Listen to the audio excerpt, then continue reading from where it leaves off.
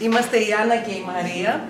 Έχουμε κατασκευάσει ένα ψηφιακό επιτραπέζιο με θέμα τους 12 θεούς του Ολύμπου. Μπορεί να παιχτεί από 2 μαθητές. Τα πιόνια είναι αυτά. Ξεκινούν από την αφετηρία.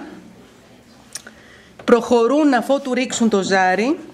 Και εφόσον φτάσουν σε κάποιον θεό, τους τίθενται ερωτήσεις, στις οποίες καλούνται να απαντήσουν.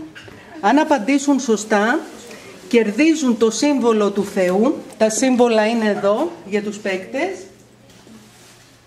Όποιος παίκτης συμπληρώσει 8 σύμβολα είναι και ο νικητής. Να δείξουμε λιγάκι πώς λειτουργεί. Είμαι ο Θεός των δασών. Και απαντάει ο μαθητής, πατώντας εδώ με ναι ή όχι. Αν απαντήσει ναι, Μάλλον πρέπει να ξαναπροσπαθήσεις.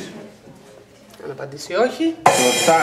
Ο Θεός της θάλασσας είμαι. Βέβαια Πάρε έχει... το σύμβολό μου που είναι η τρίενα. Βέβαια έχει μόνο μία ευκαιρία. Αν δεν απαντήσει σωστά, θα παραμείνει στη θέση και θα ξαναπροσπαθήσει στον επόμενο γύρο.